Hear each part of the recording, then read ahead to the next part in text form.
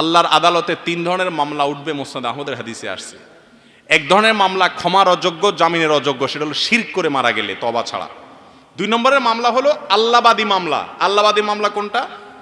আল্লাহর কথা মানেন নাই, পর্দার বিধান মানেন নাই, নামাজ পড়েন নাই, ত্রুটি করছেন, রোজা রাখেন, আল্লাহর বিধান মানেন নাই ডাইরেক্ট।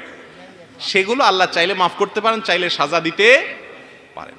আর 3 নম্বর মামলা হলো বান্দাবাদী মামলা। কারোর হক নষ্ট করছেন, কাউকে গালি দিছেন, কারোর জমি আত্মসাৎ করছেন, এই মামলা আল্লাহ তাআলা বলবেন এই মামলা আমার কাছে না, এটা স্বয়ং ওই বাদী যদি তোমাকে ছাড় দেয় তো দিল, আর না হলে নাই। আর কোন বাদী কিয়ামতের দিন ছাড় দিবে, বাপ ছেলেকে ছাড় দিবে না। অন্যের সম্পদ নিজের জন্য দখল করা আর জাহান্নামের টিকিট বুকিং দেওয়া এক জিনিস। রাসূল করিম সাল্লাল্লাহু আলাইহি সাল্লাম বলেছেন, 1 বিঘত সম্পদ যদি কেউ কারোর আত্মসাৎ করে, কিয়ামতের ময়দানে আল্লাহ রাব্বুল আলামিন তার গলায় 7 তবক জমিন ঝুলিয়ে দিবেন, ধসাতে থাকবেন তাকে।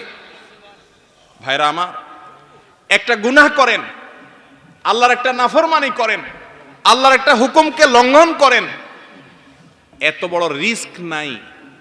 মানুষের সম্পদ অন্যায়ভাবে আত্মসাৎ করলে যত বড় রিস্ক আছে, কারণ এটা বান্দার হক। বান্দার হক আল্লাহ নিজেও মাফ করবেন না।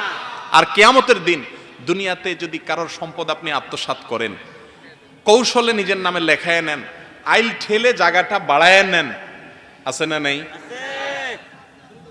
দেশ থেকে ভাই টাকা পাঠাইছে, আপনি কৌশলে আপনার নামে জমিটা নিয়ে আনিছেন, আছে না নাই?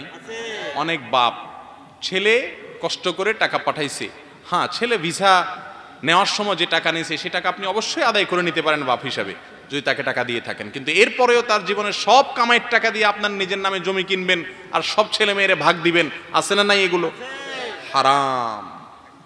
দুনিয়াতে ওই ছেলে কিছু হয়তো বলবে না, চক্ষু লজ্জায় পড়ে বাপে করছে। কিয়ামতের ময়দানে বাপ সন্তান কেউ কাউকে চিনবে ইয়াউমা ইয়াফিরুল মারউ মিন আখিহি ওয়া উম্মিহি ওয়া আবি। ভাইরা, কেউ কাউকে ছাড় দিবে না। দুনিয়াতে যদি আমার সম্পদ কেউ আত্মসাৎ করে, আমার উপকার করছে, কারণ এর বিনিময়ে আখিরাতে অবশ্যই আল্লাহ তাআলা তার কাছ থেকে আমাকে আদায় করে দিবেন। রাসূল করিম সাল্লাল্লাহু আলাইহি সাল্লাম বলেছেন, আতাদরুনা মাল মুফলিস, তোমরা কি জানো সবচাইতে অভাবী মানুষটা কে? সাহাবায়ে কেরাম বললেন, আল মুফলিসু ফিনা মান লা দিরহাম লাহু ওয়া লা মাতা ইয়া রাসূলুল্লাহ। হে আল্লাহর রাসূল, আমাদের মধ্যে গরীব মানুষ বলা হয় ওই ব্যক্তিকে যার পয়সা কড়িও নাই, সহায় সম্পত্তি নাই। নবী সাল্লাল্লাহু আলাইহি সাল্লাম বলেছেন, না, এটা তো সাময়িক সময়ের মুফলিস, সাময়িক সময়ের অভাবী। এর অভাব যে কোনো সময় দূর হয়ে সে বড়লোক হয়ে যেতে পারে।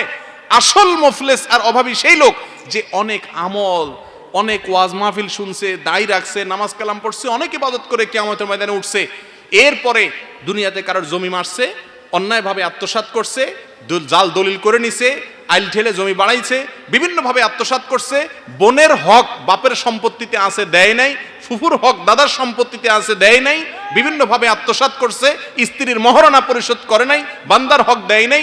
এই ব্যক্তিকে কিয়ামতের ময়দানে সমস্ত পাওনাদাররা হাজির হবে আর বলবে, চান্দু, দুনিয়াতে তো বহুত মাস্তানি করছো, গায়ের জোর ছিল, আজ আহকামুল হাকিমিনের সামনে কোনো কাহিনী চলবে। তখন কি হবে? জমি তো আর নাই, দিবে কি? তখন আল্লাহ তাআলা বলবেন, যত আমল করছো, যত কোরআন তেলাওয়াত করছো, যত নামাজ পড়ছো, যত তাসবিহ পড়ছো, এই সবগুলা থেকে পাওনাদারকে দাও। দিতে দিতে দিতে আমল শেষ, কিন্তু পাওনাদার এখনো আছে। এবার কি হবে? পাওনাদারের গুনাহের বোঝা মাথায় নাও, নিয়ে এরপরে জাহান্নামে ফেলে দিবেন। ভাইরা আমার, তাসবিহ টেনে কোরআন খতম পড়ে কোনো লাভ হবে না যদি মানুষের হক মারেন। কথা কি বুঝাতে পারছি? এই জন্য মানুষের সম্পদ আত্মসাৎ করা থেকে বেঁচে থাকবেন। আল্লাহ আমাদের তৌফিক দান করুন। আমল কম করেন, কিন্তু মানুষের হক নষ্ট করবেন না।